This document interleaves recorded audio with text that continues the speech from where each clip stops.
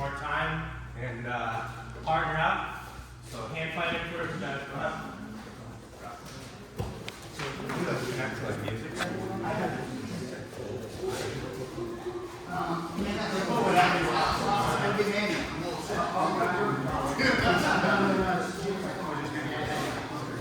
So 50%, guys. This is you're back and forth. You're working with each other, right?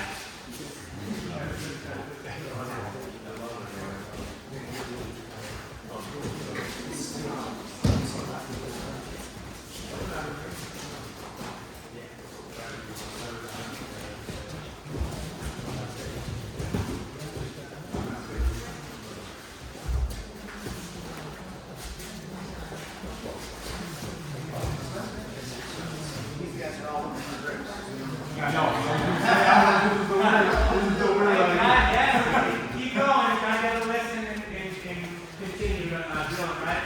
But part of this, remember, if we're not in the gi, we don't have grips, right? So things like collar ties, hooks, just like your nose on the ground, right? We're using things like hooks and posts to take place to substitute our normal grips. Okay, so if we're looking for like foot position manipulation, right? Say I want to take a step, maybe I'll do it with like an over tie and a collar tie. Maybe step back and circle step instead of just grabbing a grip and being able to circle away from the grip, right? Maybe I have to set it up with like an over tie, right? Before I get a lead leg, whatever, right? So just keep that in mind. So instead of just having your regular grips on the gi, I mean, granted, you can probably still do that some, if we're just in the gym, translate to hooks, collar ties, right? Wrist control, and posts, right? Try to use those same tools you do in the gi in a different way, right? That's how we translate our gi game for no gi game. It's important to be able to do both. So I'm not into the whole one or the other thing, right? We should be able to do both.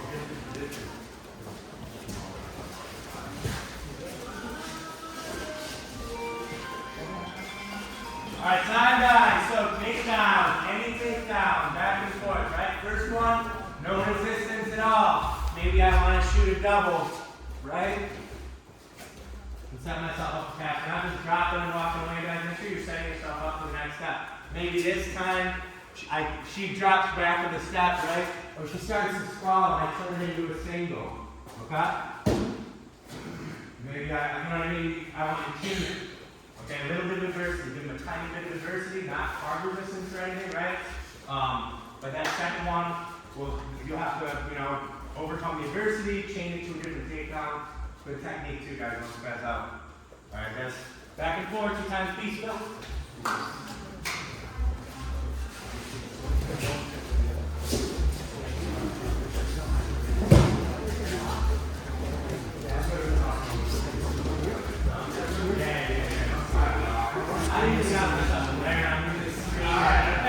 We run it like a wrestler.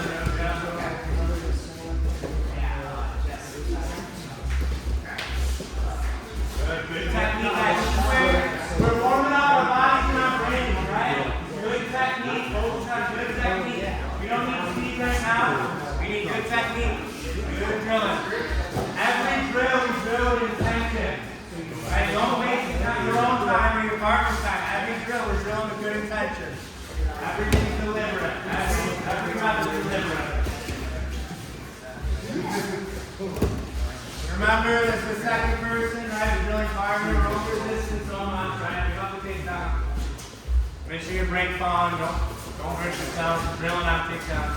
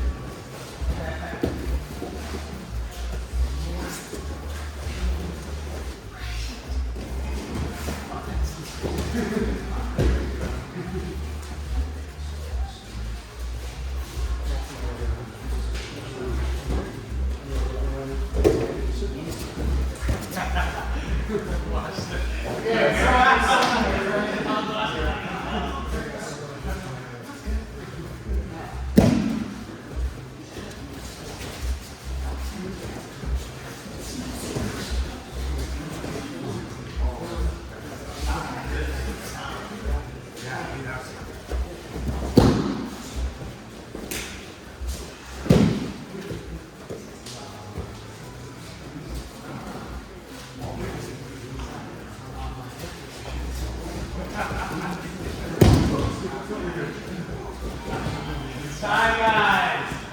Passing. Any pass.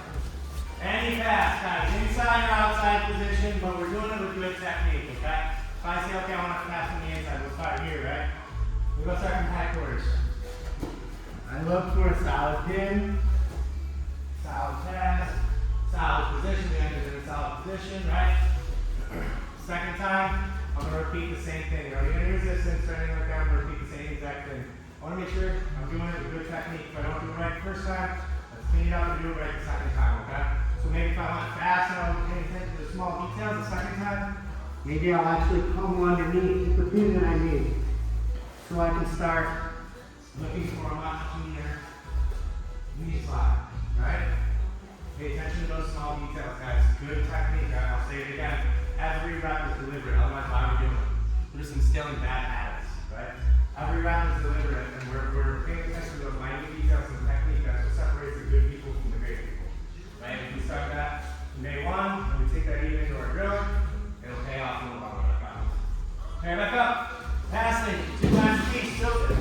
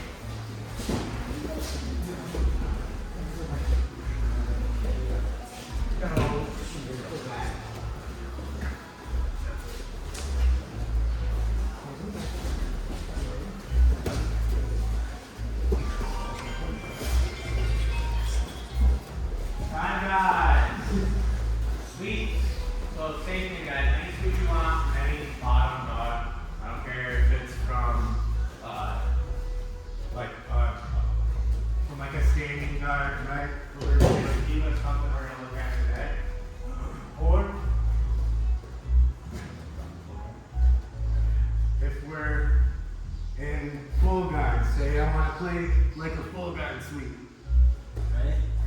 That's fine too. We can do that, right? Practice both. Work on both. Give yourself the opportunity to practice sweeps with somebody who's like trying to pass from the outside, as well as trying to pass from the inside. And full guard, half guard, whatever position that you're working on. Use this as a time to, again, we're not just warming up, right? We're warming up our brains to try to revisit the techniques we've been learning. We've been focusing on, right? That's like they keep you in a constant state of thought, right? If you're doing that every day when you're drilling, all of those drills, every single one of them become super constructive in a different way, right? So keep that mindset every time you're drilling, not just today in here, but every time you're drilling, right? And it's a solid warm-up. Even if you don't do it in class, you can only do it with somebody before class, too, okay? So sweep guys, 2 times a piece, same thing, okay? Any sweep, double up on it.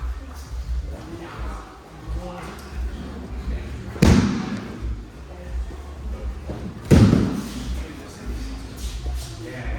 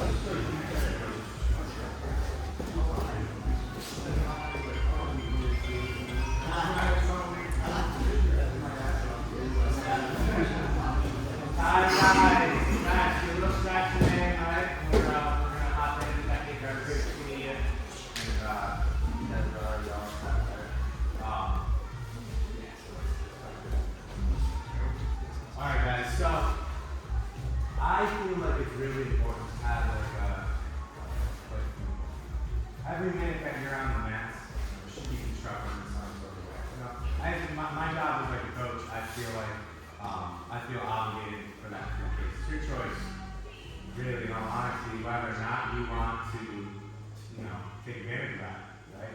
But should you have an interest in development, I think this is the best and fastest way to develop the constantly in that mindset, right? This can become fun. And we can get real lazy, and that can be really fun too.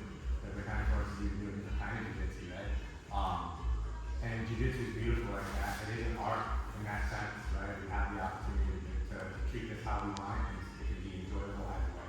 We can beat ourselves up every day and go as hard as we can and try to wrestle and grind, or we can relax and play off our back and have a counter game. And you can see really, really good like that too. So, while I'm not saying you should, pick one. What I'm saying, what I'm trying to say is don't pick one or the other, have the ability to do both. And that's kind of conceptually what I'm getting into today, as an overarching thing. Playing guard, working your sweeps, looking at lag locks and stuff, you get rid of it lazy. If you're looking to compete, you can't do that. That's not it. I went through blue belt, man. I used to compete like every single weekend. And I would just go in and do the same thing, the thing that I'm going to teach today, essentially, right? I would finish people, I did JJF, this, blah, blah, blah, right? And it was just a matter of, people didn't know. That's all it was. It was a matter of these guys weren't exposed to this stuff. I just got in to the right thing at the right time, and was the right crowd in competition, right? When I came to purple belt, people started getting better. I went through most of my purple belt thinking that was okay too, because I would get these wins, right? But when you started going against really good guys in purple belt, like lower brown belts, more competitively experienced guys, they started being able to defend and do both. So now you can't just play legs, but you've been spending 2 years on legs. So now what, right? You have to play some other partially developed game, right? If you're focused on developing your game as a whole at all times, then it kind of can mitigate those issues down the road for you, okay? Now, nowadays, you can't just be a leg locker, you have to give them a threat, some sort of other threat to put them in the mindset to where they're going to give you the available entry to starting to work legs, right? So we're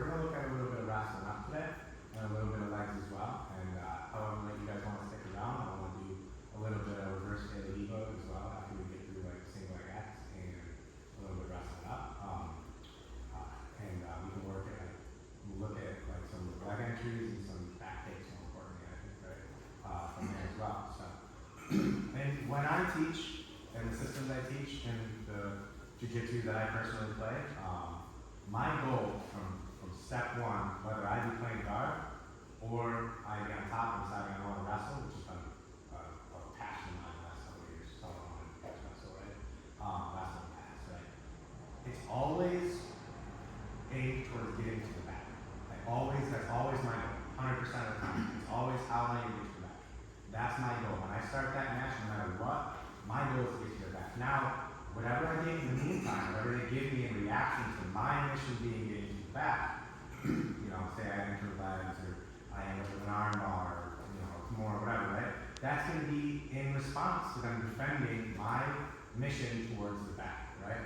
Having a linear mindset is not good in any kind of competition, but having an overarching kind of goal, right? Something like that, and with the tools to be able to branch off of their defenses, their counters, right, is super important, I feel, right? So figure out what that is for you, whether it be mount, the back. Obviously, I recommend it being the back because I think that's the most dominant position to use. But whatever that is to you, you know, I recommend the high scoring position, very dominant position. That's why I always recommend that. But and focus on working on pathways around counters to that end goal. Okay. And one of my favorite ways to do that mindset stand is and working towards the back, anchoring the legs. People give up the legs like crazy. They defend things like wrestle ups and sweeps and such, and wrestling to the back, right? They start worrying about taking care of their upper body, keeping their back from being exposed, and they start getting out of leg position, okay? And we're going to look at that relationship today, okay? So to start, really simple. Actually, you know what? We're going to do that first. So, a simple movement to start with. This is, we're going to spend a second on this. You guys might already know this. Grab get up. And you're going to play directly into what we're doing. Okay, so this is important.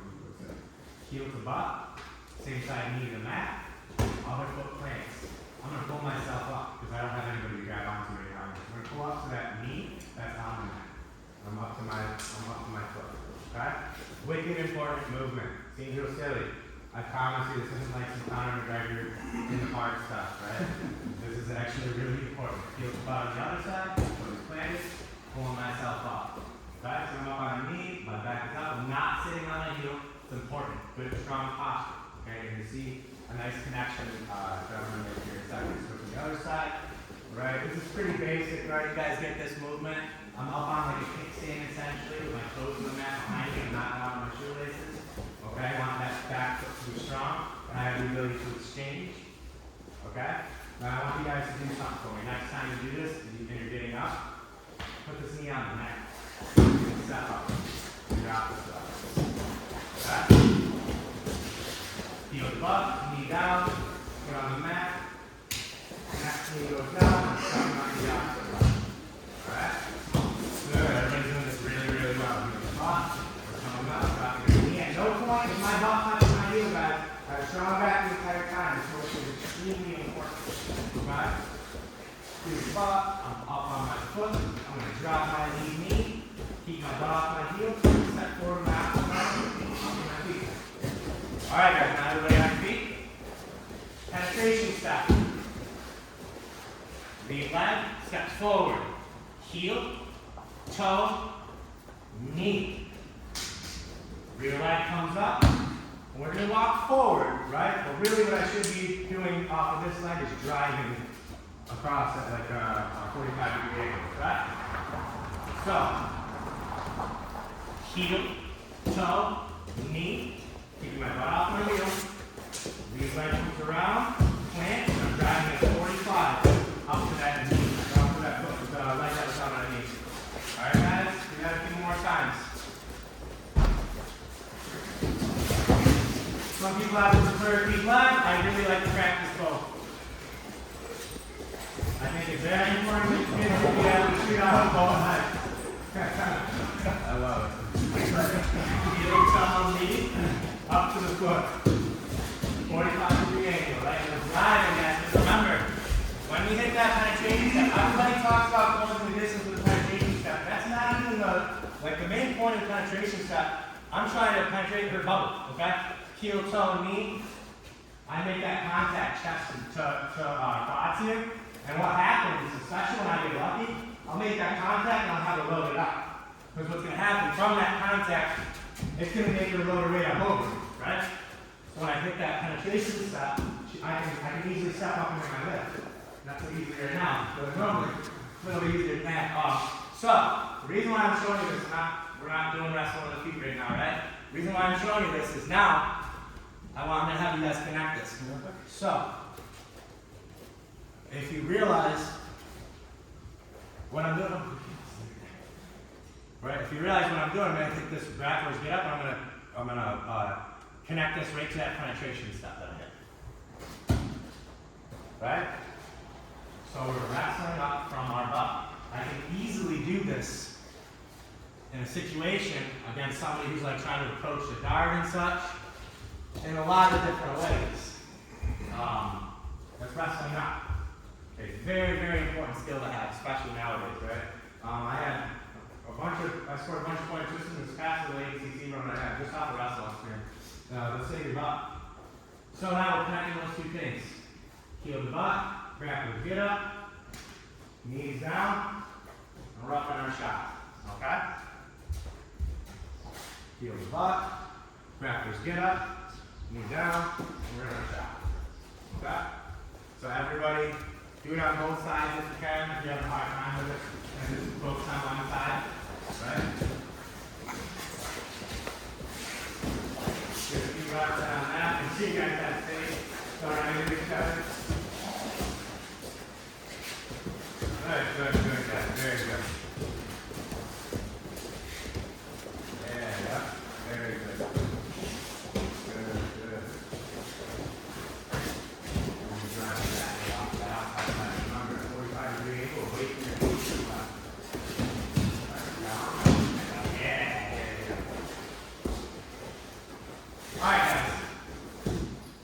Those are basic movements, something that I like to make sure everybody knows and understands when I'm talking about wrestling up. Okay?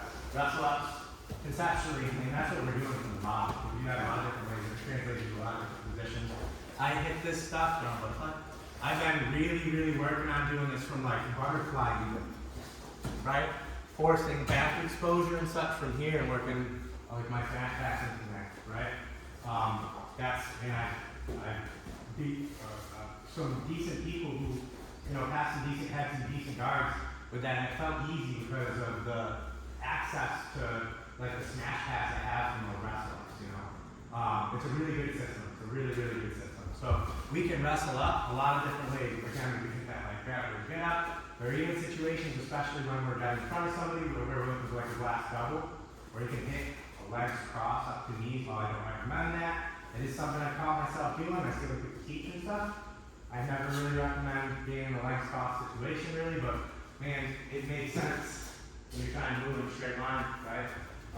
So again, it'll translate in a lot of different positions, and you're going to realize from a seated guard, especially when somebody is either playing a recessive, high posting, or high posture posting, like knee wrestling kind of position as you're trying to play guard, then you'll see a lot of these opportunities present themselves.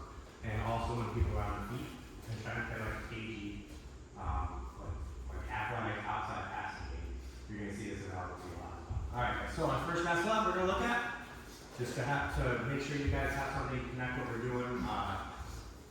Leg lock wise is going to be just a very basic wrestle up twist angle. It's my favorite. I love this wrestle up. I do it all the time. So real simple, guys. As we're looking to fight from the guard, from the seated guard, the days of this are over. Okay? This is not good. Okay? This is not a good shell. Good way to play a bottom guard, especially when we have somebody who's really actively stronger on top, athletically passing again from a loose position. We're not that mobile. This is only so mobile, right? I mean, the only act is so good to show defense, right? So what I want you guys to try thinking about, maybe being able to deal with adversity in all situations from this open guard. And the best way to do that is take a position where I actually have a defense to control my posture, my side-to-side motion, I have the ability to control distance, and I have the ability to enter guard shoulder. Posted hand behind me, choosing one or the other, right? And that knee's going to drop. This foot on bottom here is going to be like a dead leg where my foot is like, okay, my leg is left. Right, so you can use it to distance management. Self-defense, wise, when we're talking self-defense, up kicks, and people like to kid about that. But if you've ever watched UFC, right, MMA, I've seen some brutal up kicks, man. They're made a lot of up kicks too. It sucks. It's not a good time, right? So that's dangerous, right? And self-defense wise, it's great. A great thing to understand right there, right? Everybody do that. But even controlling distance, you should be working with like a lead rider on that distance management as well if I need to, right? I can use that for distance management too, right? And it's going to play directly into what we're going to be doing too. So having the ability to be able to keep that line right, have a posting hand as well as a posting foot. Now I can move forward, defend weight, oncoming weight. I have frames, elbow to the inside of the knee. I have a free hand that's framing, not reaching. It's important elbow inside of the knee, right? I specifically say that because I don't want your arm extending, becoming a target. As soon as you start doing this and reaching, you're creating a big target for yourself, right? I love that. I love like going to mornings and stuff, flying arm bars, flying triangles, not flying, but again, somebody's already on the ground. I don't do that jumping, that's scary stuff, right? But if you're already on the ground, not close to the ground, I'll jump in, take my weight, right? So that can be dangerous if you try to extend and rock, right? Keep your elbow to the inside of your knee, be mobile on your foot and your hand. Moving forward, backwards, side to side. Okay, this is what I want. I want the ability to be mobile and have the ability to deal with adversity should I face it from that seated guard. I don't want to have to wait for my opponent to come to me. With this, I can chase my opponent down. Say they're being real cagey. Well, in the judge's eyes, and should it be in competition, something like ADCC especially, I'm not going to be called for stalling there. I'm moving forward. Right? And they're going to have to engage sooner or later. Right? In the gym, I guess you could just run away and stuff. Right? I guess Coach sees that and tries to get you down. So, do jiu-jitsu then. No, if you need to chase them down, you got to chase them down. You have the ability to engage should they not want to. Right? And just that forward motion is usually enough. Okay?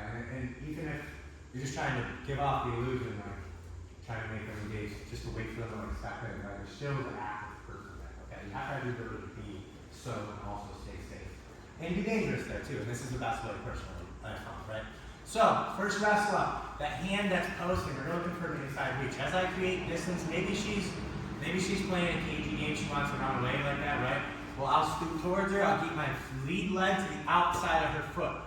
The hand that was once posting is gonna look for, let's turn this way a little bit. The hand that was once posting is gonna look for an inside reach.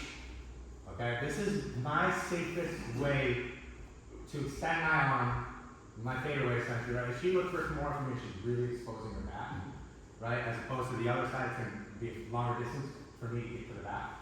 She exposes it more here, I almost certainly have the back take, one that I really like from there. So I don't worry too much about that, right? So I can reach with confidence with that rear hand. Inside reach, okay? And now I'm going to pull myself up to that grappler's get up. Now watch what happens with my outside arm. Okay, my outside hand, is going to loop all the way through. As I hit this grappler's get up, I'm going to drop my outside knee. And I'm up on my inside foot.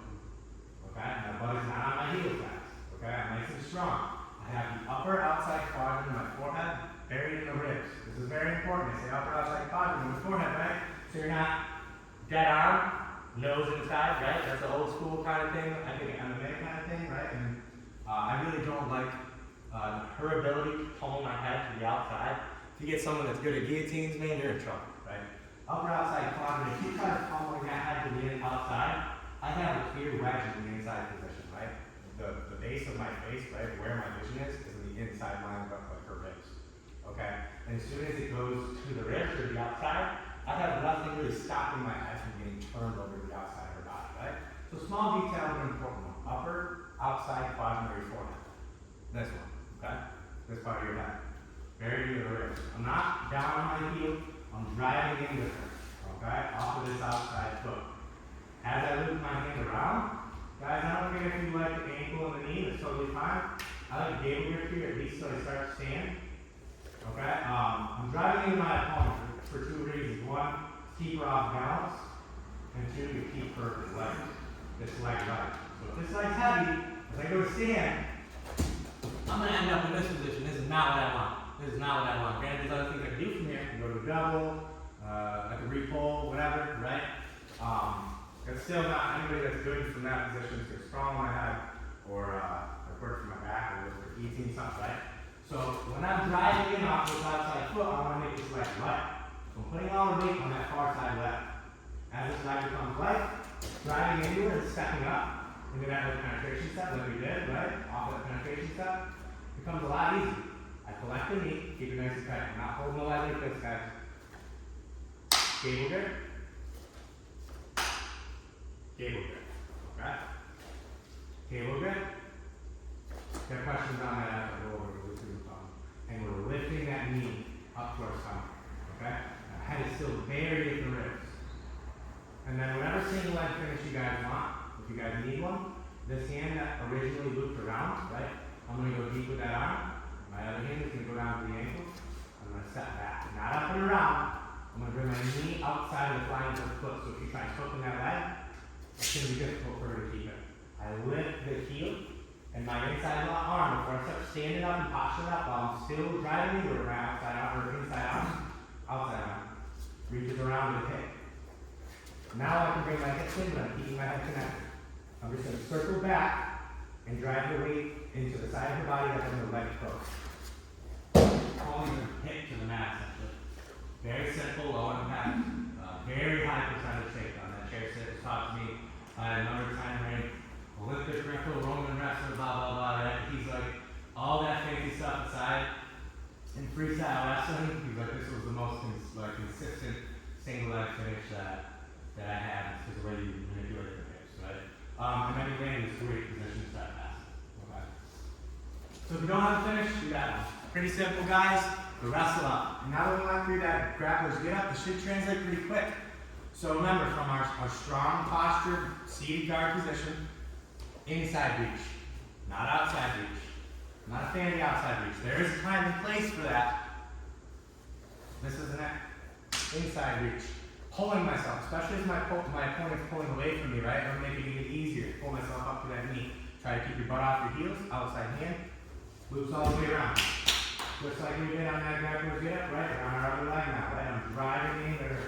Keep her weight on her opposite leg.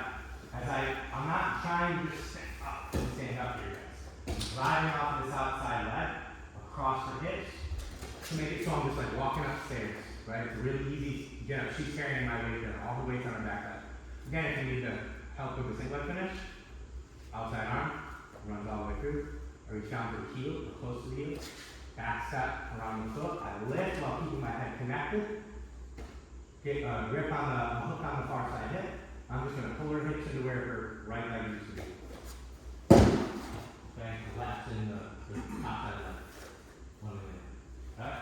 I'll be around to work with everybody. I'm going to make sure everybody gets it before we move on. Okay, guys? 3, 2, 1.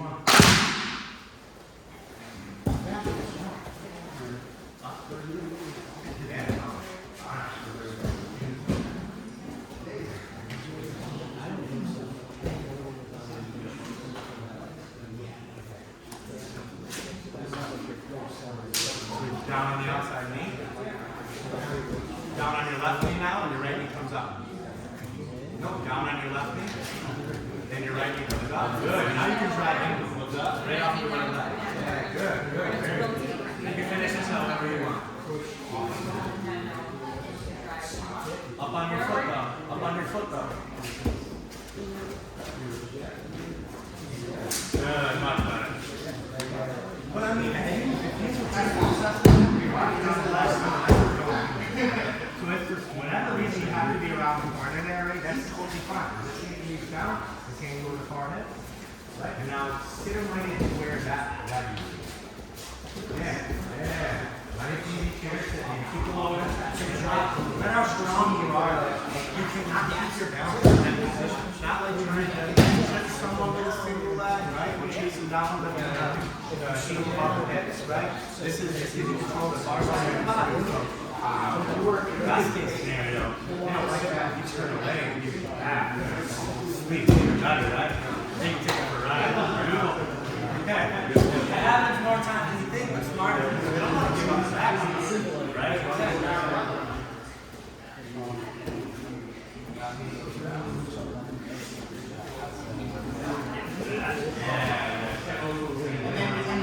Yeah.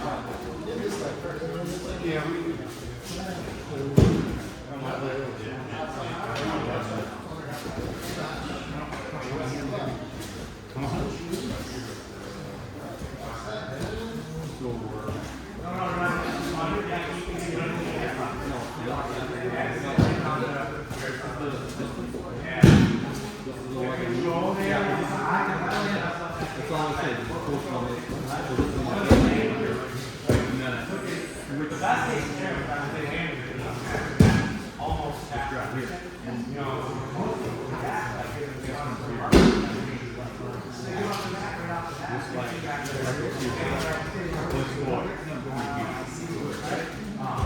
really that's all I want.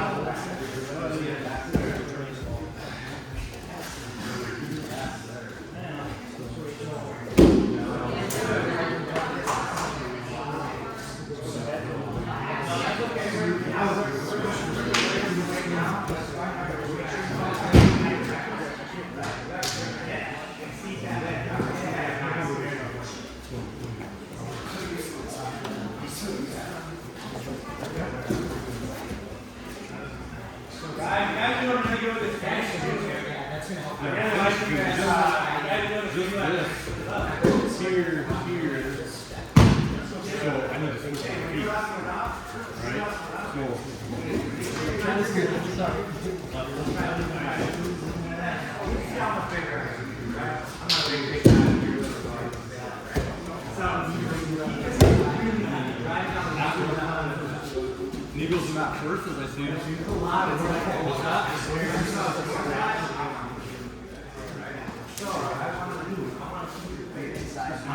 Yeah, now you're going to go on that.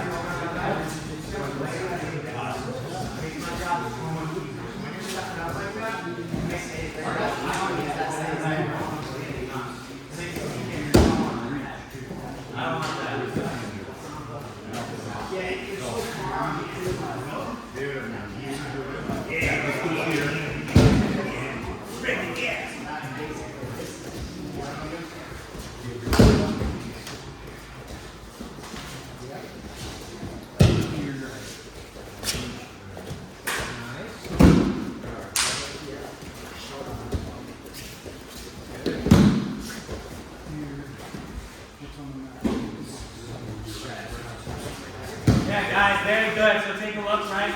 When we get here, when we get to this position and I get that far side here and I step around, there are going to be one or two reactions, right? They're going to be strong and they're going to be digging their right hip, inside hip, towards me, right? So I'm trying to make sure I can't get to the back of these, right? And that's when this chair sit becomes super easy, you know, pulling them back over where that leg used to be. But then you'll have people who are more confident in kicking this leg through and turning the leg. And it's going to give me this position where I get to get to the back. I can obviously jump to the back, or I can send it for a ride, whatever I want to do there, right? I have that option. So know that people are exposing the back there. Now keeping that in mind conceptually, when we finish the single that way, we can either start smash passing some people. So if she's focusing on keeping her shoulders back and trying to re-guard here, right? In some instances, especially ADCC, you turtle up and you avoid any points being scored on the boards.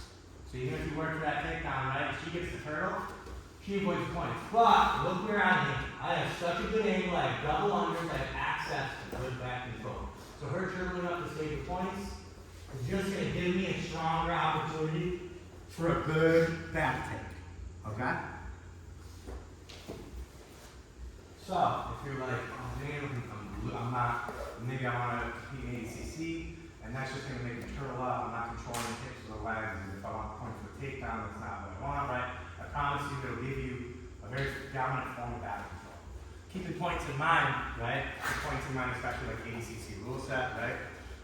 You actually are using specific wrestle ups and takedowns to be able to secure control and keep hips straight and pinned on the end of the takedown. For example, JT Torres with his single here. The reason why he does that so much is if she tries turning, I control the hips here, really good control of the hips here, almost like a body lock. If I get my head to the inside, I have pin in position, right? And I score off my takedown. There's only a few takedowns where you have control of the legs like that. So while you can keep a mindset to where, you know, I'm scoring off my takedown, or you could use that dominant position to like plan on taking the back, okay? Like Spencer said, all roads lead to the back. Like that is the truth, man. And that's the way I like to do my jiu-jitsu. Okay, so now moving on. We have a wrestle up. And as long as I have her thinking, hey, I might wrestle up, now her mindset's going to change.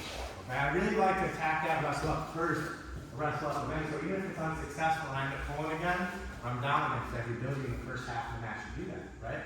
And when I say that, guys, I'm assuming, I'm just speaking in ADCC rules. So first half of the match is sub only. You can pull guard. Second half of the match is points. You can't pull guard. Okay? So keeping that in mind, if you hear me say that, that's why. That's the rules that I'm thinking of, right?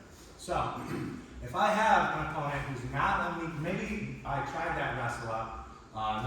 They're not interested in exchanging in those positions anymore. Maybe they're starting to move forward. Well, I don't obviously want her to just step to the inside, put me on my back, stage one of getting passed, right? Like, why would I want to give them this? This is what they need to start passing. You can't pass my guard from like this, right? So I should be focusing on not receding position, going to my hip or shoulder only when I'm ready to on my own terms, okay?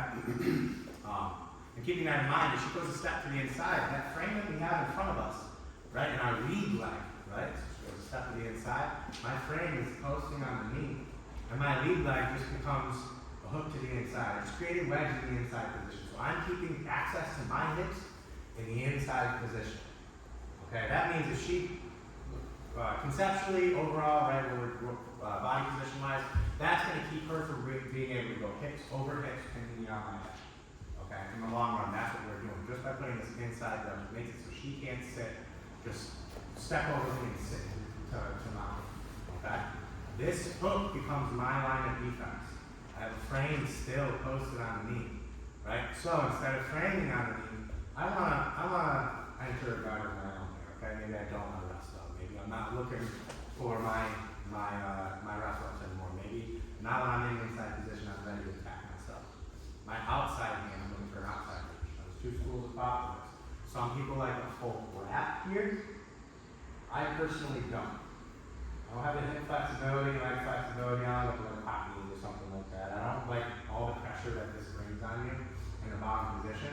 Also, you have no ability to wrestle up. And say they start pulling away and you try to wrestle up, I am so far underneath my opponent, anybody good is going to escape or they're going to sprawl on my face. That's when I'm really trying to work getting sprawled. I don't want to get sprawled. It's almost always bad, right? So I like an outside reach as opposed to a full wrap when I'm looking to wrestle up into like a single leg, or enter a single leg axe, receive a single leg axe, right? So, guys, I'm not saying this is wrong. I just have reasons why I don't do it. Okay.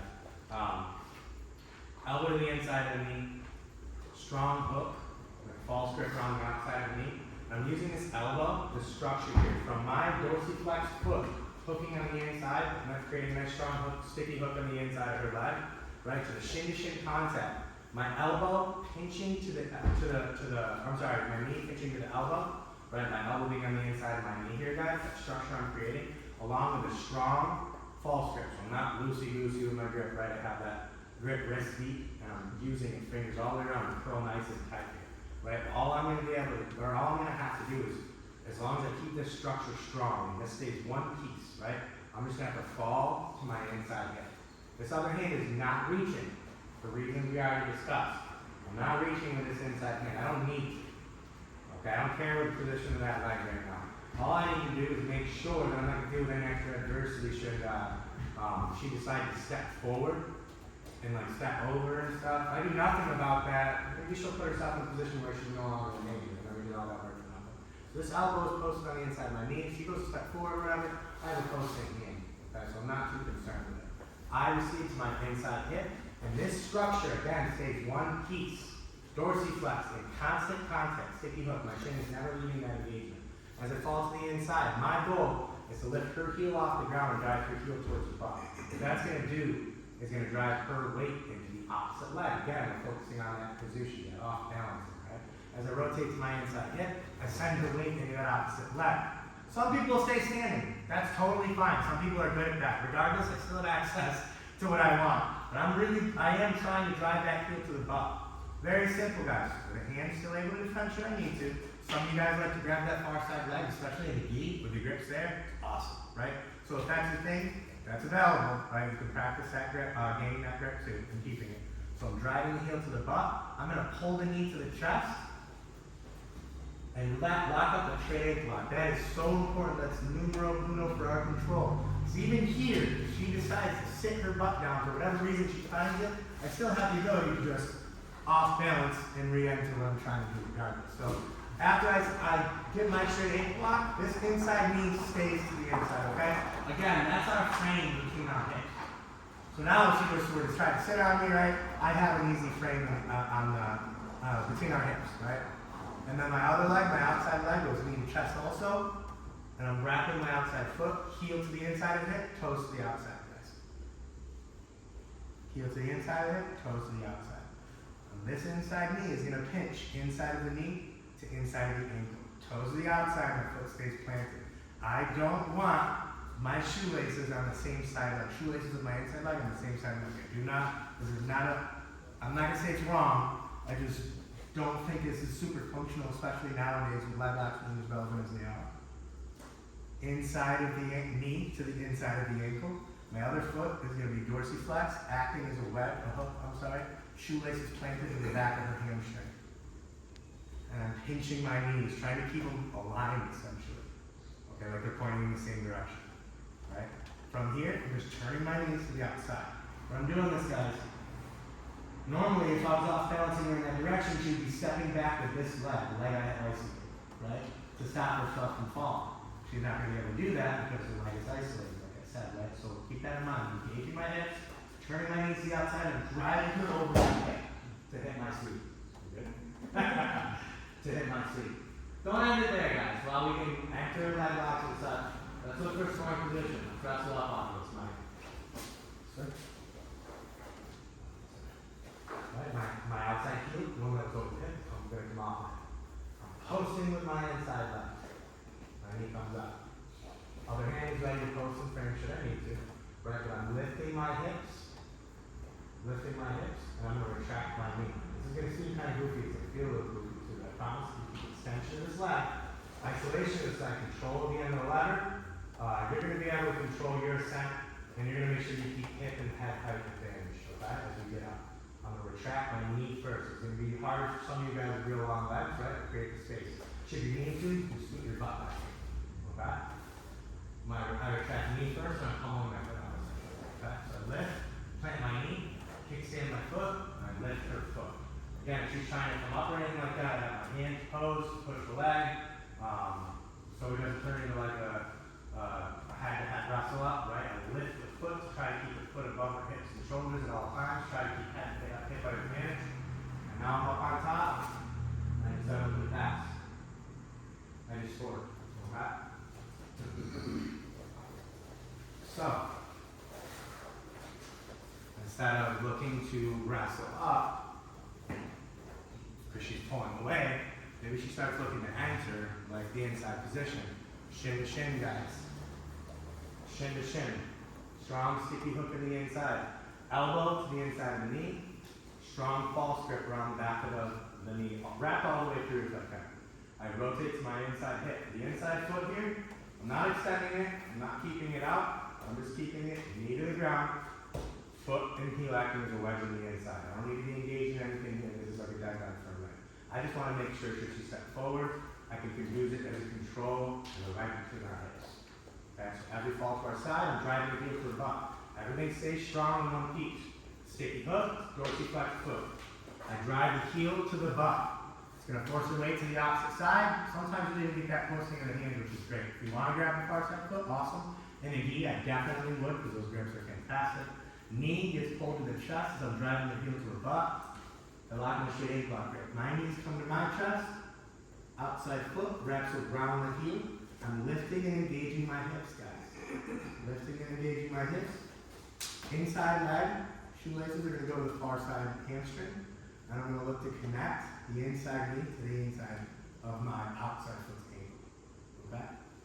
Inside of my inside knee to the inside of my outside foot's ankle. Creates a connection. Strong sticky hook in that outside leg to control our back step, control movement. Right? And then toes to the outside, heel to the inside. Guys. So your foot is like this on the head. Heel to the inside of the hip, toes to the outside and keeping it planted. Don't do this. Right? You just give it a lever shot against toes planted, right?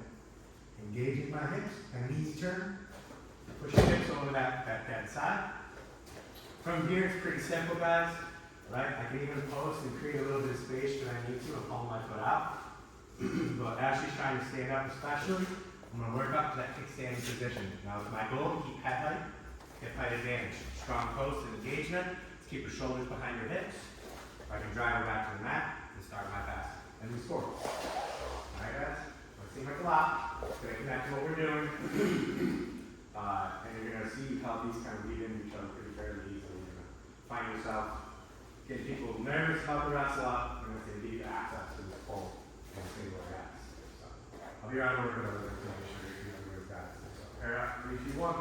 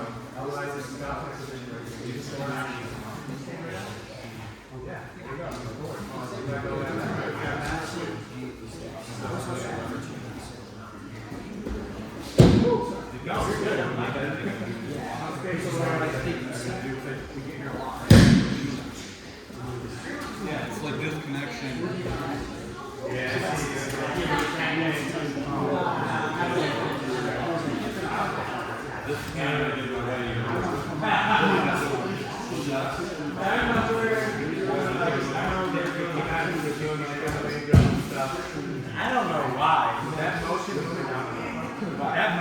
movement. It was something so like I could now. I don't know why. But I just why did you do this? Why is not communicating right? Thousands and thousands of rounds. Yeah.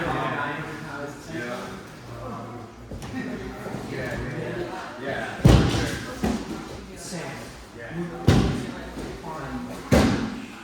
You're worried about anything reaching like more than like consistent that you're gonna start having. Yeah. So when you start to like you I'll drop that hook. okay. So to prevent like but if you're You don't let me have it. then you'll use this as a post there. Yeah.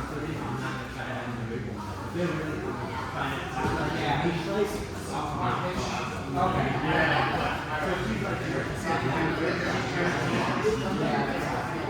Okay, trying to. But it's not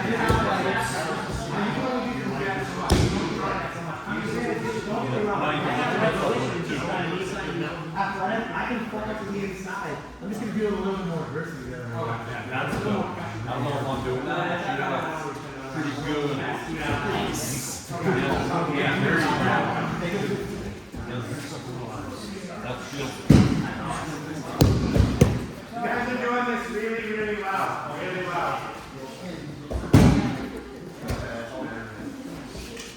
So I'm ready to check the test. You don't even like, he's trying to step in on all the You don't have to.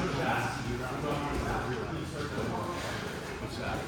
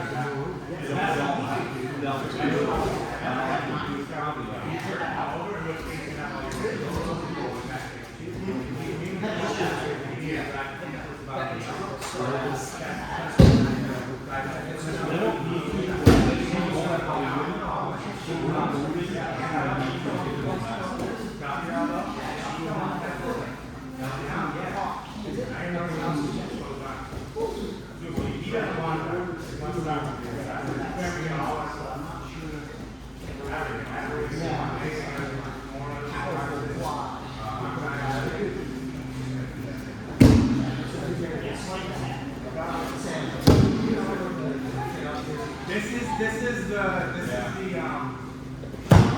clean or free way to do this. Right? So she's gonna be trying to get out of the at the same time. So I think it's going to try and keep the leg out from going up. Right? So I'm gonna like she's gonna try to see that. I'm gonna be fighting here to try to get myself most of the time, you know what I mean? It's not going to be a true stuff. We're not going to sit down and run. We're not going to chill there. We might wait. Unless she really doesn't want to play like wrestle us or anything like that, and she wants to be in the car anyway.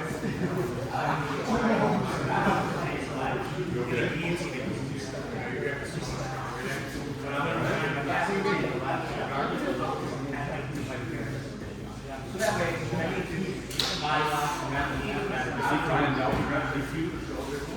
Find out what you time you will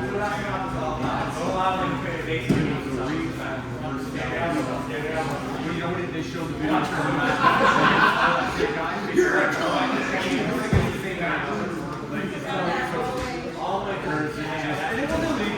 now we're down to you know right like start creating space. Yeah, almost like you have to do that. Now we're only on the left. And it feels weird because you're driving your head like over your elbow, kind of really soft balance there. But you stay up and over your own way. As long as you keep extension of their leg, as long as you keep extension of their leg, you're gonna have the advantage as you're standing up.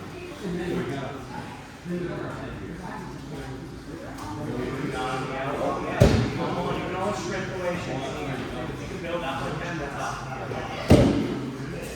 Good, guys, everybody do this? Everybody do good? Everybody looks good, guys.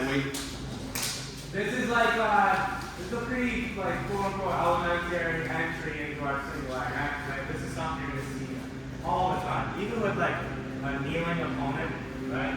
If I off-balance them, like, water faster. It's the same exact thing. Okay, I'm hitting it from the same exact position. When we be going into our leg locks, or our wrestle ups, or our like crab running back takes and stuff from there. We have all those options once we get to that position where our hip is on the mat and we're in an option. We can do that.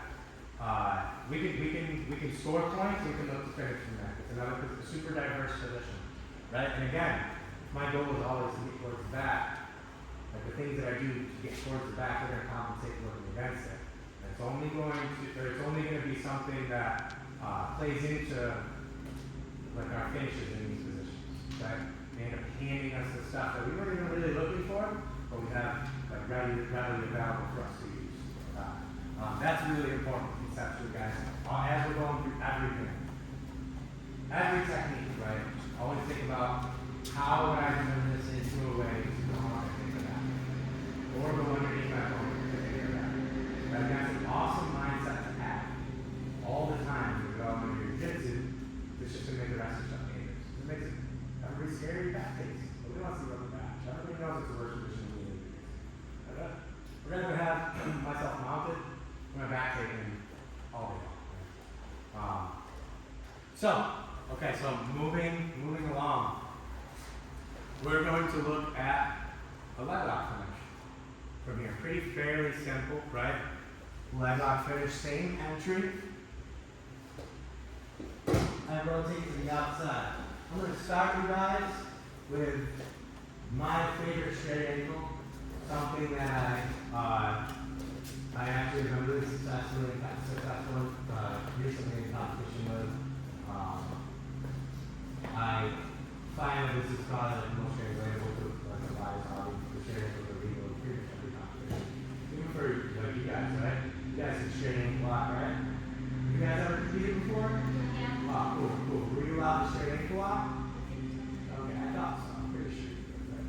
So, the straight ankle locks are pretty diverse, but usually in the heat. And this is something that translates super well to the heat. Okay? In the heat, there's so much extra friction to it. It makes everything so much tighter, so much better.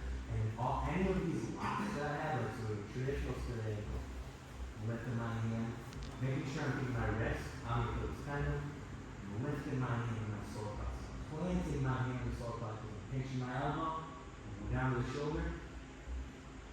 And I'll lead with my bottom shoulder first. I'm not leaning back with like arching my back with both shoulders together. One shoulder is leaning back. Okay, my shoulder, my hand super high on my chest, as high as it can be, and stay there. So like elbows pitch. I think I look over my shoulder. Should I need to like conceptually, to help me understand what we're actually doing? So leading to one side. Hold my shoulder not going into right. Try to tap in, right? Cheeks are turning and defending. She stays strong there, right? But lean over one shoulder, it's really tight, right? Traditional straight ankle lock. I have a hard time finishing those. People are good, right? People don't want to tap straight ankle locks. It's like driving your heel to the mat, foot to the mat, and the heel hooks aren't accessible, they can boot, right? That, even that little bit of defense can blow your place. I have found that this other straight ankle lock that I've been working on has been so much more consistent. I finished really strong. I always like to measure it as really strong because straight ankle locks, man, you can really like grit your way through that. It takes a lot to really stack the leg, really make a separation, right? I've done that, and it's real disgusting, right? Real gross, right? Watching it happen too, especially when you're looking at that at this point, right? Some people still feel safe though, all the way to the end, and it happens, right? But a lot of people are just strong enough to be able to stay strong and like grit through it. So you see, as unless there's specialists, right? Straight ankle locks had become a little less relevant in the upper ranks and stuff, right? High level competition. They're making a comeback because people are playing in different positions, in different ways, different levels, in different ways. Now, this is something I've been playing with for a long time, but something I really started using recently in competition.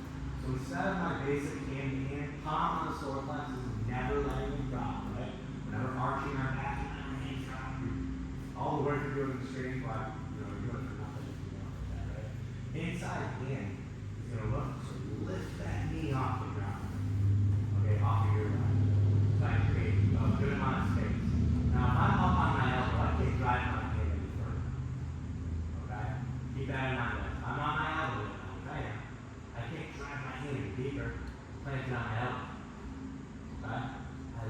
that knee, and I'm gonna shoot this in as deep as I can, right? I'm gonna follow my shoulder and do so. I'm gonna shoot that knee as deep as I can. Still lifting that knee. Now from here, my hand lift the top layer up, almost to my shoulder. Right? Now that hand, that arm that was lifting the knee, it's just gonna come out, and I'm gonna look to lock up the figure four grip. All 5 fingers and my wrist past the top of my bicep. Very important. Don't create a wedge in the inside of your own figure four. Okay? Trying to grab your bicep or whatever. It's wrong with a rear naked choke, and it's wrong with any other option you try to finish someone with a figure four. All 5 fingers over the bicep along with the wrist. That way we can close off the space inside the figure. Once we have that, I'm curling my wrist really strong. I'm curling forward, or curling that wrist forward. I'm lifting my shoulders, taking a deep breath. And all I'm doing, just like I would the other straight bar, I'm leading with this bottom shoulder. Keep making sure to keep that leg, that ankle really nice and tight to me, looking at how you tight. I'm looking for the break. It should take very little after that. It's so tight. Super, super tight. And you're not breaking with just your arms. Okay? While your arms are involved, it's really your hips, your back, over the top of the work. Alright, and my core versus that part of her leg, I'm going that way. Okay? I'm not a very good guy, so I'm still working on it. Okay? Now we're in the single leg X, right?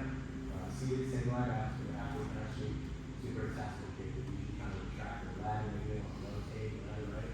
Inside arm. Inside arm. You're gonna let go of my lap. I didn't have it locked up, that's fine, right? But this hand, I'm both framing or acting as a reinforcing leg on my isolated arm. It's gonna look palm all the way to the outside. I go elbow deep underneath her knee. I'm gonna curl my hand to my head, lifting her knee right off the mat. From here, I'm not gonna be able to drive my hand any further. I'm not gonna be able to get any deeper, right? If I just try to pull through like this, that's not gonna be a good position. Because I'm on my elbow. So I need to be off my elbow. The only way to do that is to fall on my shoulder. As I'm falling on my shoulder, I'm gonna drive this hand as far as I can over my shoulder. Sometimes it's gonna be not really all the way up to the shoulder if you have big legs or whatever, right? Or if you're resisting, right? We need to work towards that. And my favorite way of doing that is keeping it strong. So I'm keeping it strong, put on that hip, and lifting that knee nice and high. So when I drop to my shoulder, I can drive it pretty fairly easily through, all the way through to get my hand up to my shoulder. Now this hand up once lifting the knee, creating a lot of pressure there when I do so. Retracts, and it should be very easy to lock up the figure four. Again, guys, all 5 fingers and my wrist over the bicep. That's how we cut off the space in a figure four. Okay?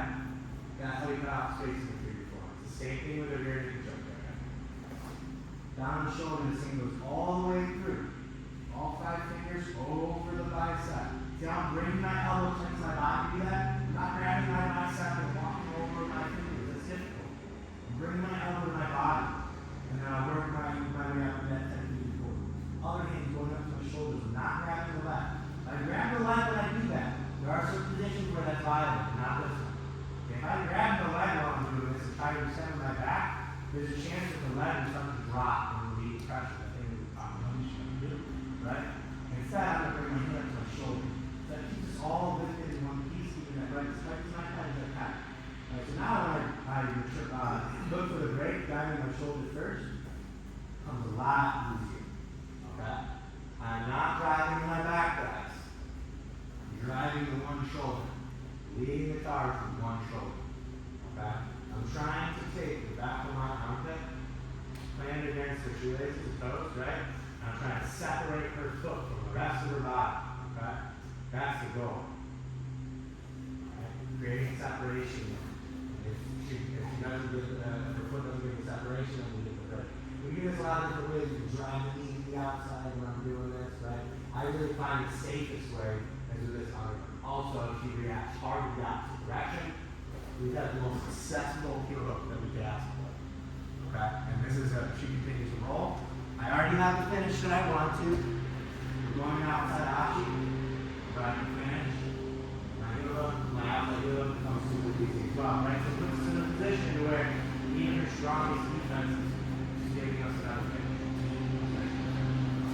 So guys, remember, key details. Now we have a shoulder, let's hand the shoulder. So we really hard as we're lifting the other leg to bring our shoulder where it needs to be, right? To give us a deep impact. So when we fall to our shoulder, this hand is reaching through. Okay? When our elbow comes off the ground, we fall to our shoulder, this hand reaches through up to our other shoulder.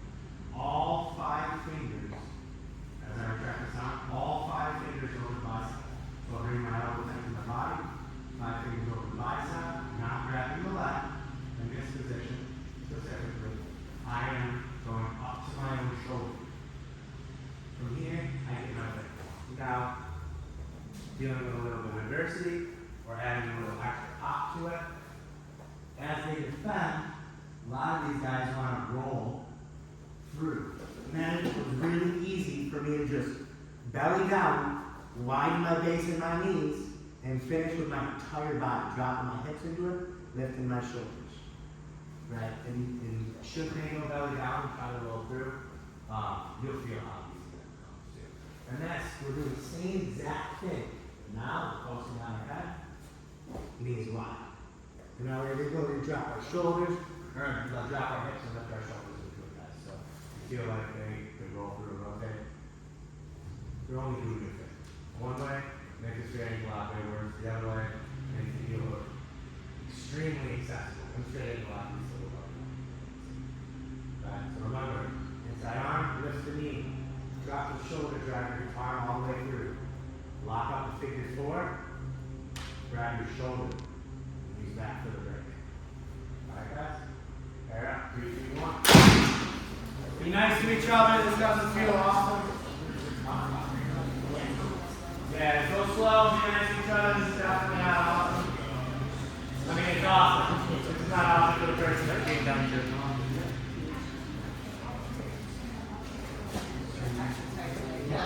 Oh,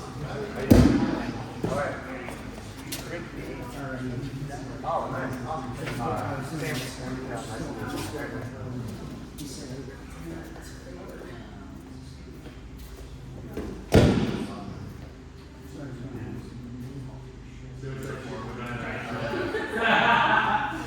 That is This is just, let's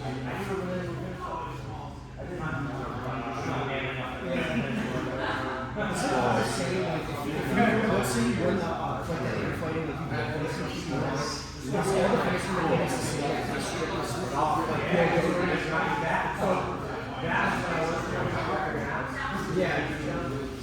it's all about the same,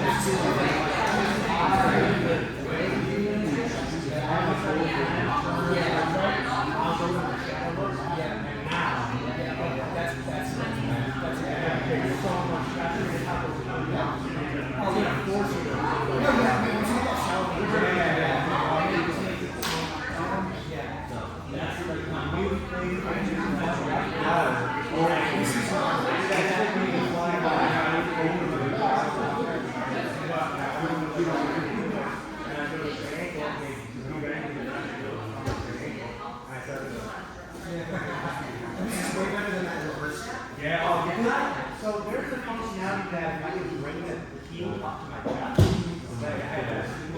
yeah, but this is When we have to restrict,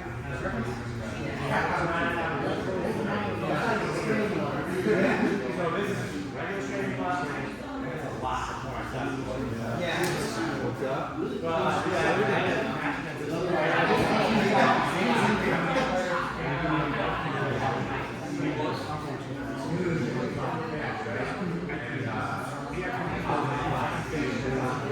that works. Yeah,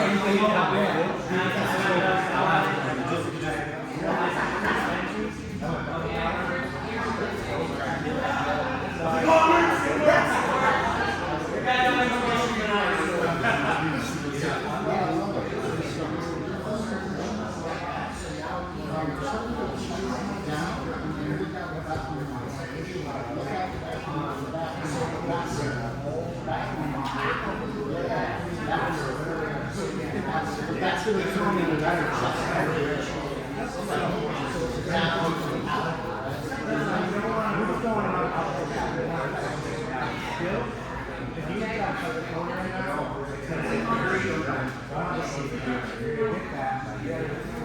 Just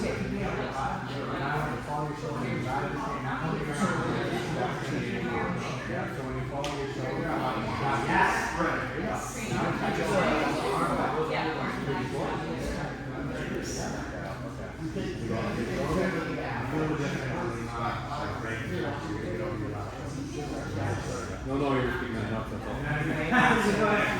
There's a lot more on my chin. Yeah, really, yeah. So here's the scene over. Also, I want the back of I remember driving to create that. There you go.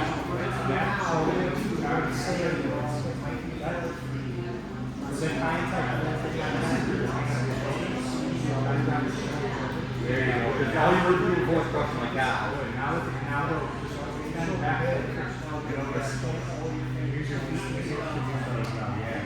Yeah, when he started to get You have this all like that, no matter what. Going on here, granted, I feel like I can. yeah, it's just like it was one like that. Okay. I feel like I can break you. Yeah. And now, if you start giving me resistance, it's not really move and I have accessibility to it. That's great. Now, an extra push. Lifting, so great. Exposing the ball, making more time to break. That,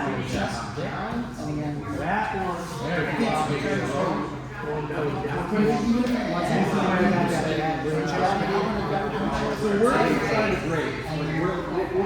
Anywhere up here, so we're down here, boss.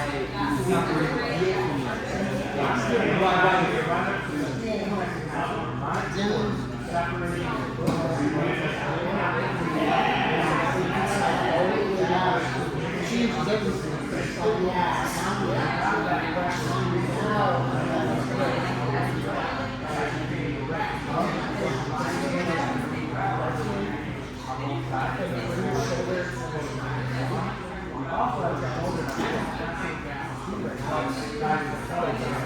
And that's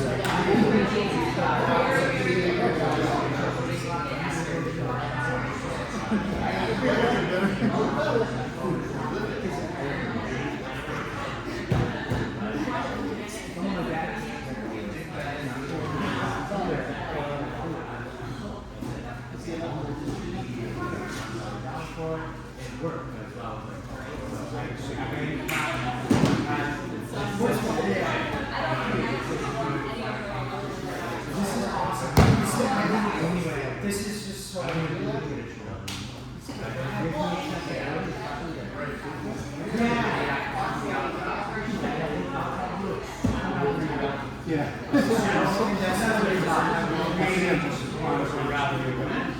and then they're just like, which one? That's what I want to.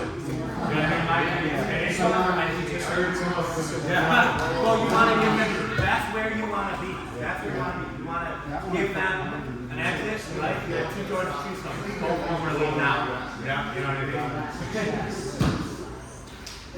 Everybody just kind of that's.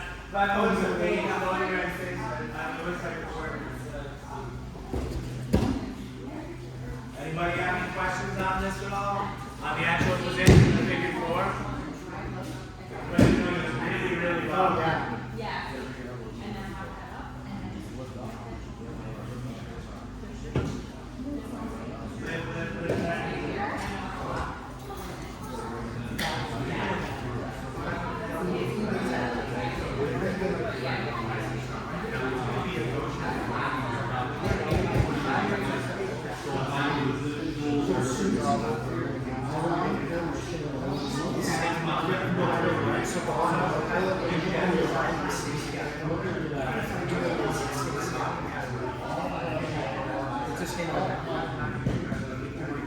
This really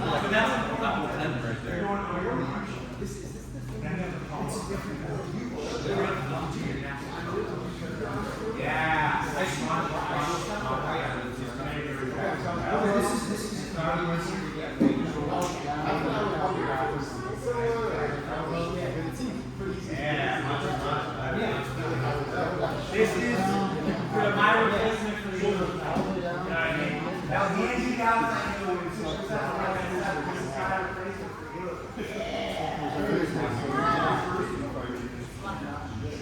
Make sure you're not entry. Where we're going. We're working towards single like that. Priority control is that straight. Well, I'd like to go down.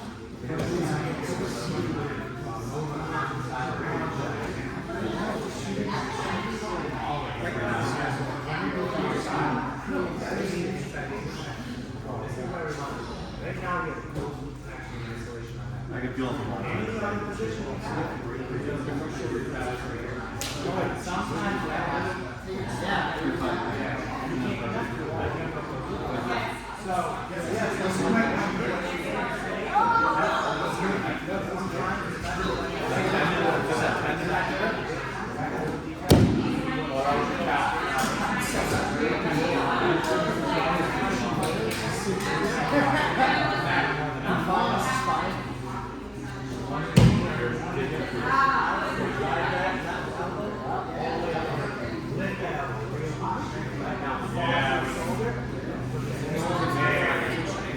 Yeah.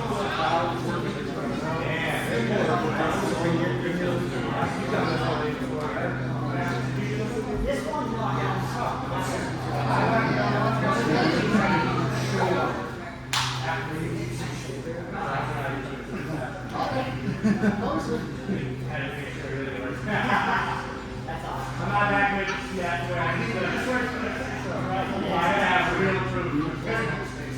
Nice, man. This is the easiest way. Look into the back. Turn your head and look in the back. Turn your full. Relax, roll the shoulders back, lean shoulder first. Yeah, you can go belly down there to the inside, and then if you rotate to the outside, you know, sky high. Yeah, that's just giving you the belly down. You can do that in either direction, really. If you go the other way, now we have the heels sky high and we're tracking right into the ground. Especially when it's different side of the knee. So this is my favorite trick.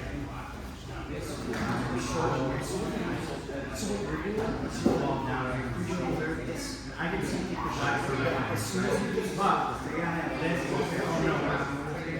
roll the other way. It's done already, right? If you roll the opposite way, right? I'm belly down, I'm shadow hooking, and that's a really good thing. That's my super mean out there.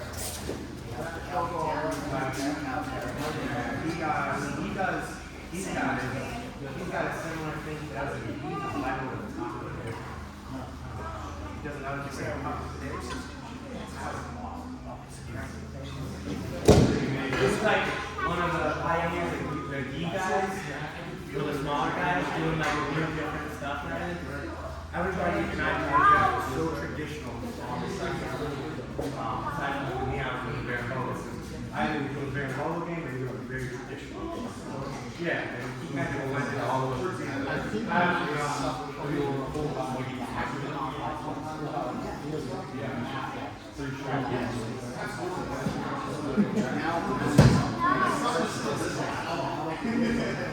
need to have the elbow right there, keep that frame together.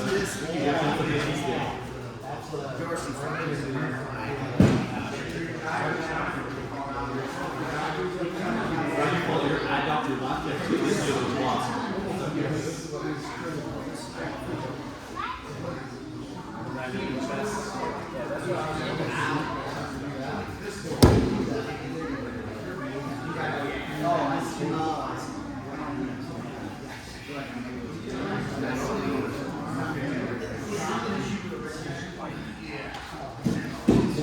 Yeah, I'm feeling it here. Yeah. You do.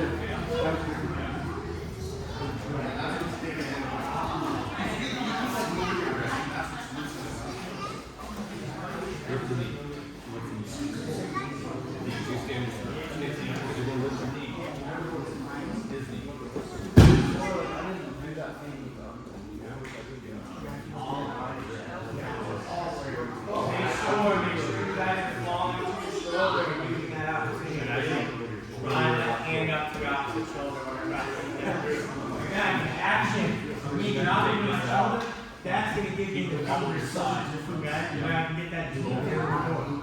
You make sure you're using that opportunity to really drive with your shoulder.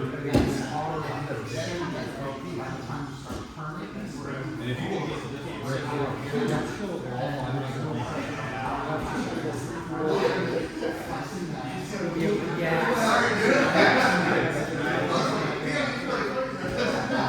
It's my new favorite leg out. 100%. No, I don't need to give up anymore.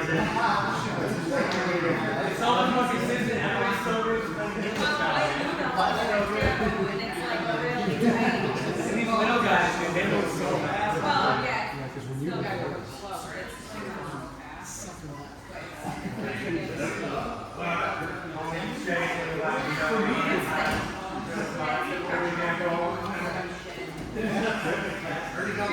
Same thing.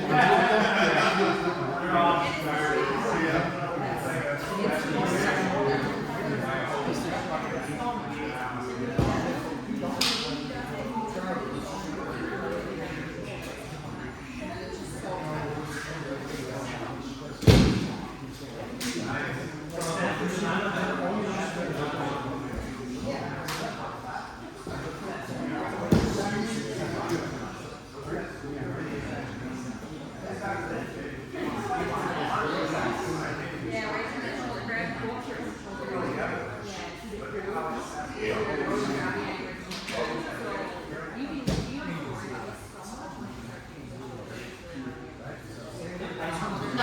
It's like the 15th grade.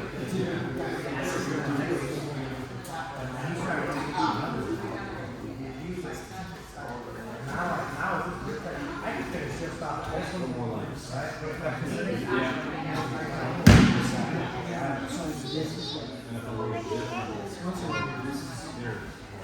Hey, with this one, the only really doing that is to get rolled the other way if you don't have it. You get that very different. It matters.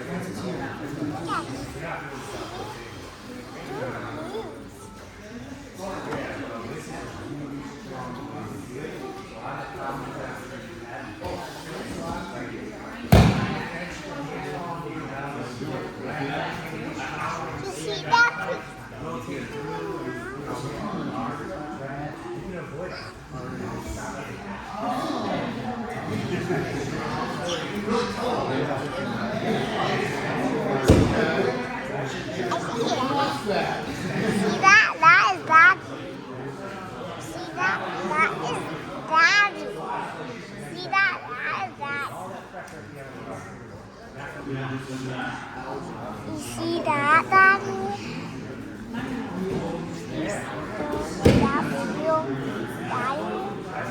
That's you, Daddy.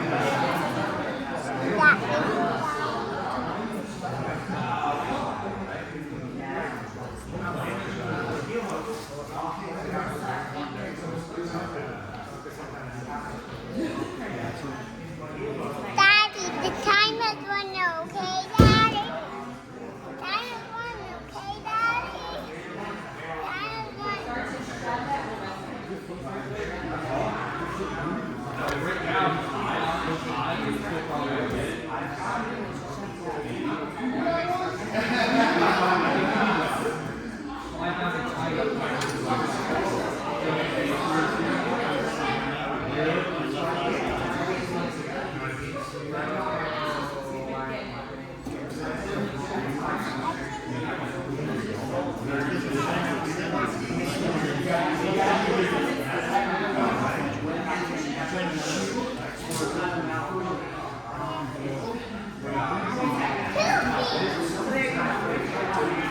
Yeah, that's the five day cap.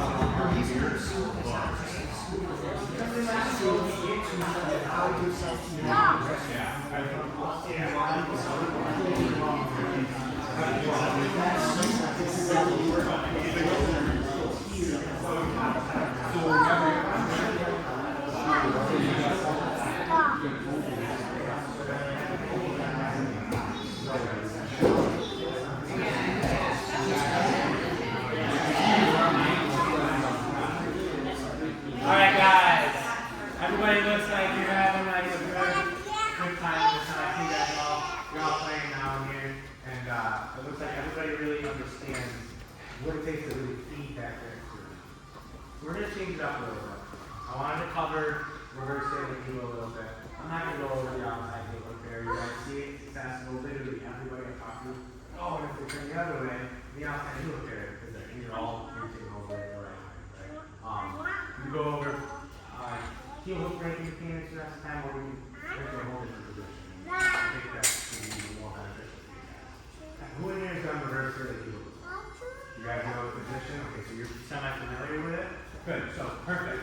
Reverse sailing heel is another one of those guards, especially as somebody's trying to pass from the inside and cut off the distance, right?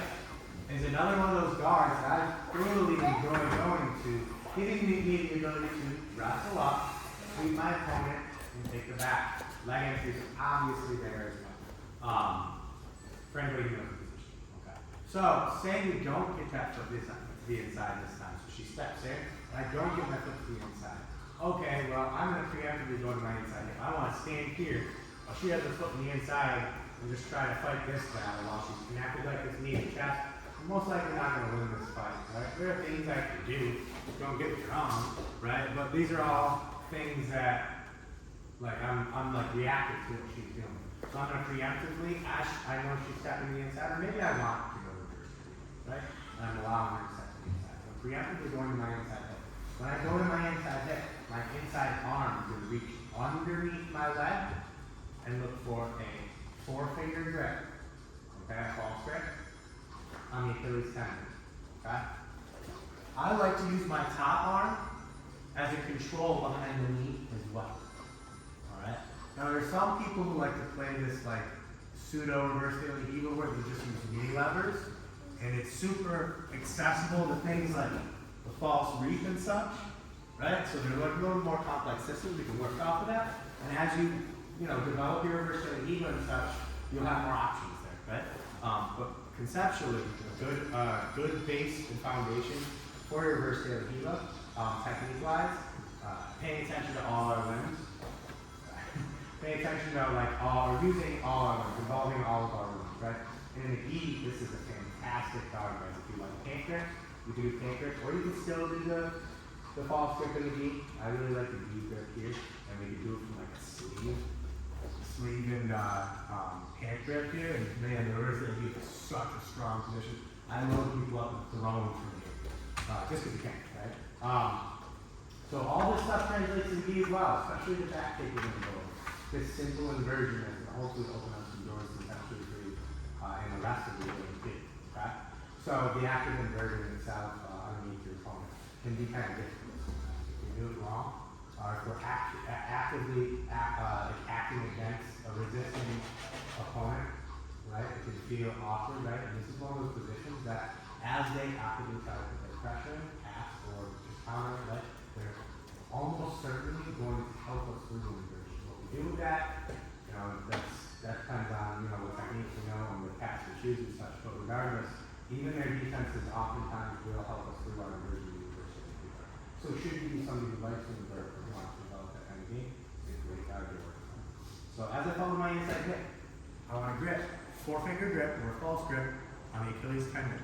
For more you advanced guys, after you understand like what we're doing with our foot here, creating a bend in the knee with a knee lever and getting our grip underneath the heel to make it so they can't put their heel back on the mat, right? And that means the weight's always going to be in the toes, which makes them super manipulatable and makes it really easy to invert, right? That's a small detail I like to go over as well. So first, guys, fundamentally, 4-finger grip, false grip, behind the Achilles tendon. Okay? Inside leg, same side that we rotate to, our inside leg, the leg that we're reaching under, is going to wrap all the way around. Outside hand, look for a grip on the back of the knee here, if possible. Inside foot, again, wrap all the way around, and the shoelaces are going to be tight to the outside of your back. Okay, the outside of the quad there. Okay.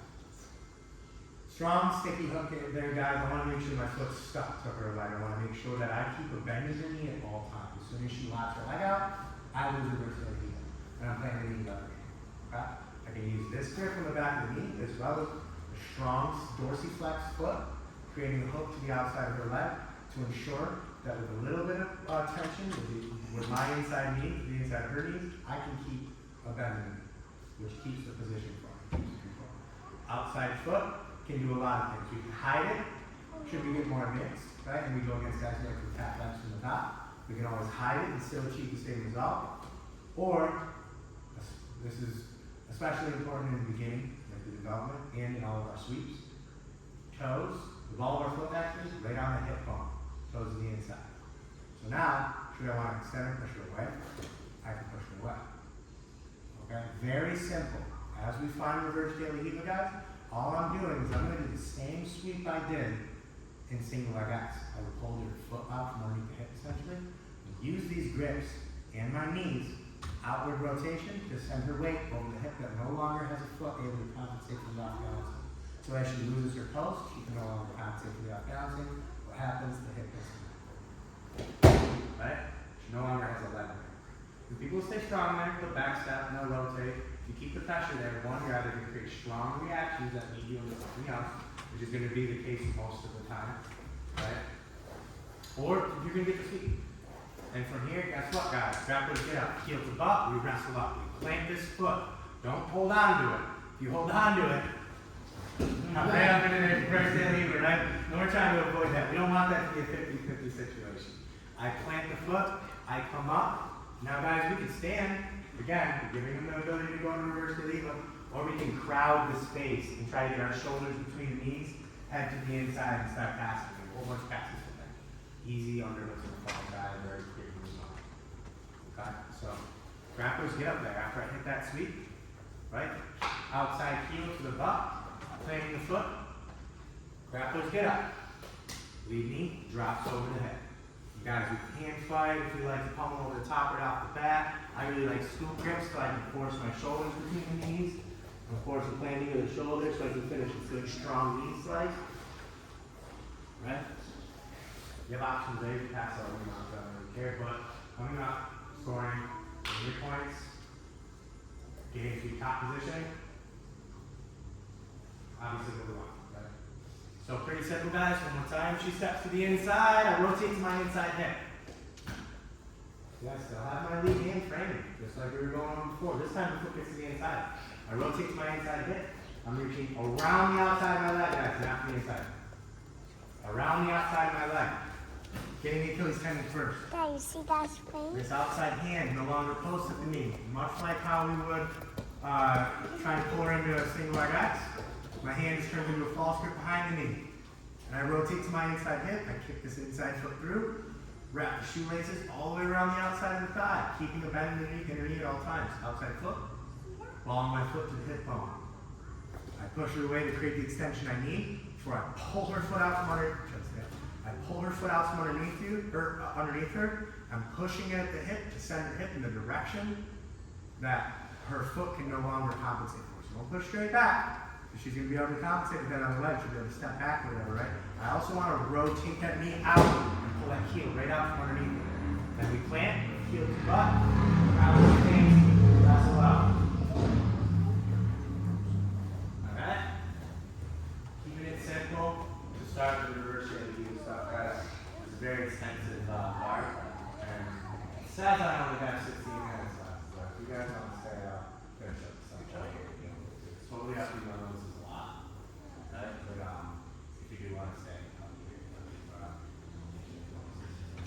Era, exactly what you want.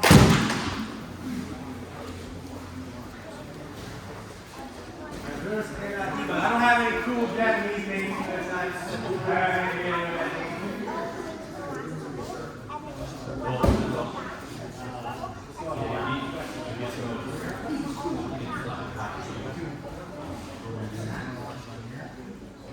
Okay, so this is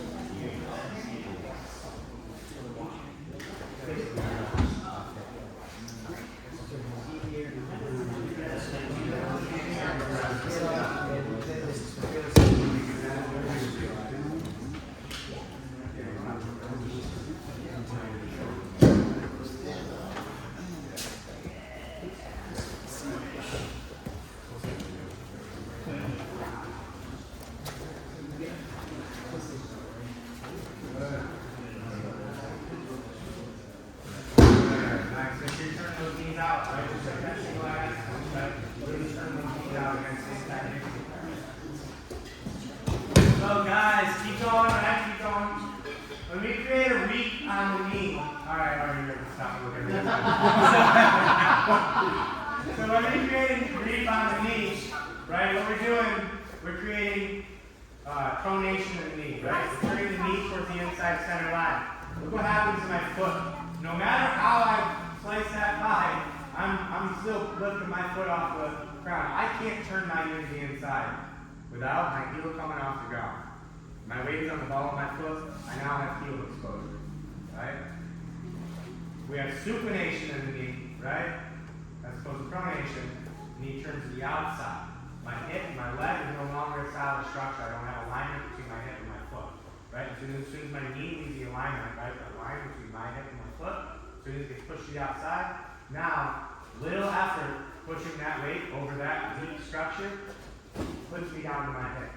Don't push directly into that. Create supination of the knee. Drive your weight over that same side of the body, okay? Alright, so if you're looking at like how the body works, right?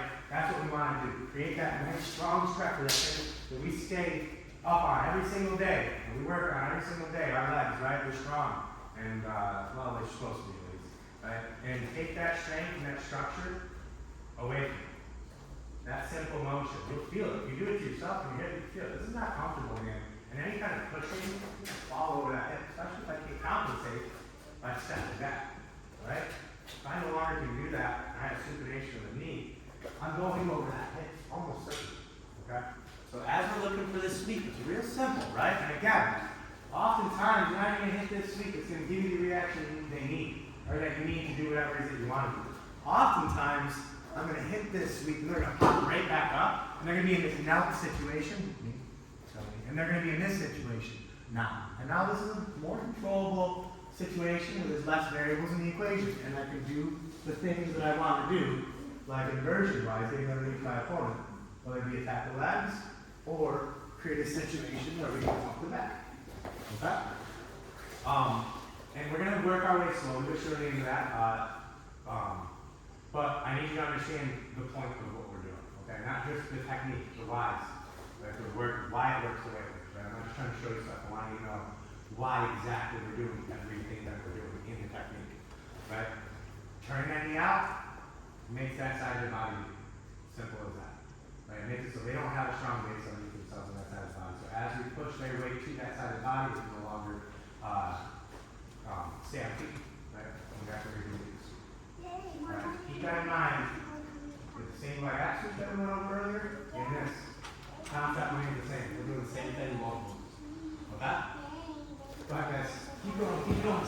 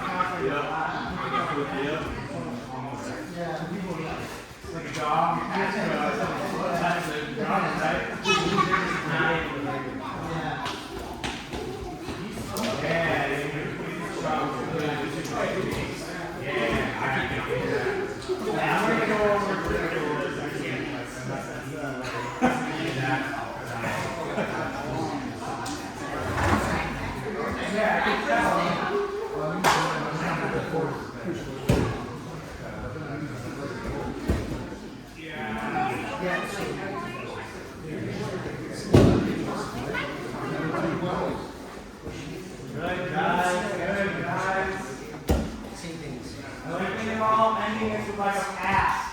Coming up to score. I love that. I love that, guys. That's awesome. That should always be the case. Next time you're doing a sweep, don't end your sweep. Next time you're doing a sweep, don't end your sweep when you're on the hip still. So follow through. Follow through. If I sweep him to his butt, right? If I get in a reverse daily riva, and I sweep him to his butt, and he just gets back up, sweep. It does nothing. It does nothing. Right? And now that's when we engage and get back to the guard. Right? So follow up. Keep control. Keep connection. Follow up. Hip pike, head right advantage as we're getting up, right? Keep going, guys. Everybody's doing this in a lot too, man. You guys are all big.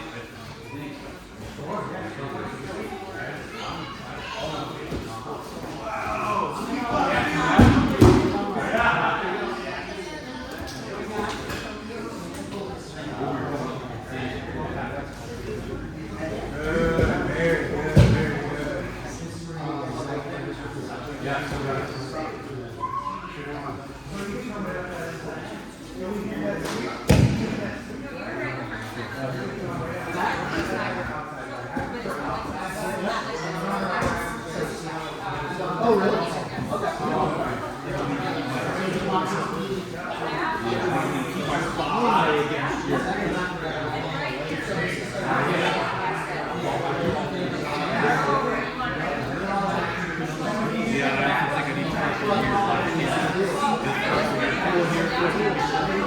Yeah, because with the geese, you get this like this here, right? So it's the same thing.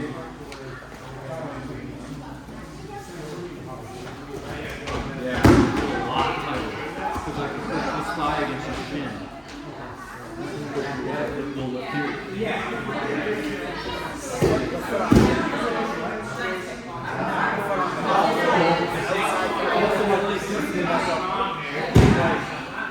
This pressure here. You know what I'm saying? Like pushing against your shin and that, pulling it against here, and pushing here, and then just support it.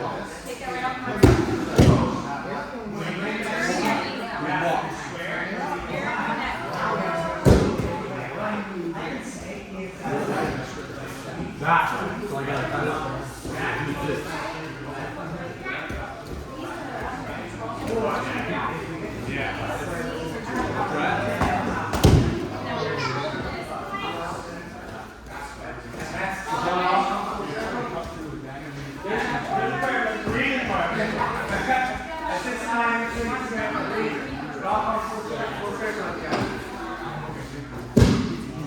Guys, again, remember, like I said, systemize this stuff for a reason, and it is coming back full circle. Really simple, right? We send their hip to the outside. Don't push into them. We're trying to pull that foot out from underneath them and send the weight to the outside, creating supination of the knee. Don't forget these things, right? As we do that, we're going to end on the outside hip. If we're square, it's not the end of the world. That's fine too. We can still hit our grapplers get up. Okay? We end up on the inside hip. There's still things we can do. We can khabib and like circle the leg and keep it extended as we come up, right? Or if we do it right, then we end up where we want to, either on the outside hip or square. Real simple. Outside knee, drop, heel to butt, and we're up, and our grapplers get up. Okay? And we're right into our pass. We crowd the space. Keep our shoulders between the knees. We're putting ourselves in a position where we can pass with really high efficiency and success. Okay? So crowd that space after you get that sweep. Get that feet, try that on the outside, come up to the outside knee, and that grab your feet up. Just like anything, guys. We're up on the outside knee. Right? Make it really easy to get that grab your feet up. Up on the outside knee. Ready? Every time. And I switch to the outside. Up on the outside knee. Make it so I can drop my knee over their hip and keep that hip in and start passing in the inside position is easy. You also have the ability to pop out and pass from the outside too. So control. Alright, well, put yourself in danger. But keep your connection. Don't let go of the legs. Make sure you're trying to get your feet off of supination. Alright? Not straight towards them. To the outside. And that's going to encourage your hips and the outside. And that'll make that belly easy. Try this again for a couple minutes before we move on, guys. Remember, we're ending up knees pointing to the outside. You can hit that grapple jump. That went on from the beginning.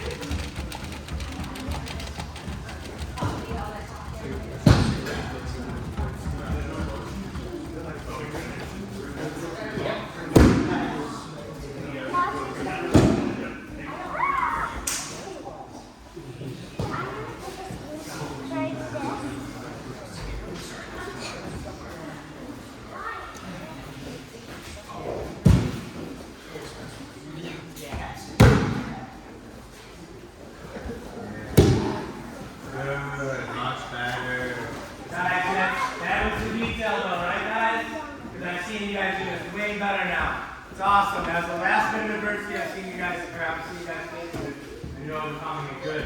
Keep going, a couple more reps, and we'll move on. It is one guy, something you gotta take off, I totally understand. Don't worry. Let's actually take a picture after this one, just in case you guys do have to take off. And we can continue with the technique after that, because I'm not done talking yet.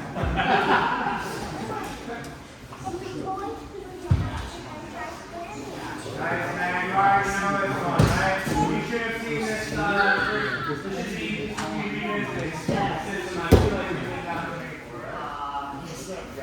We did this for like, I mean, I remember this like 2 months straight. This whole university system.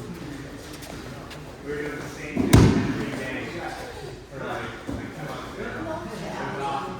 Everybody got real good. Yeah, wake up.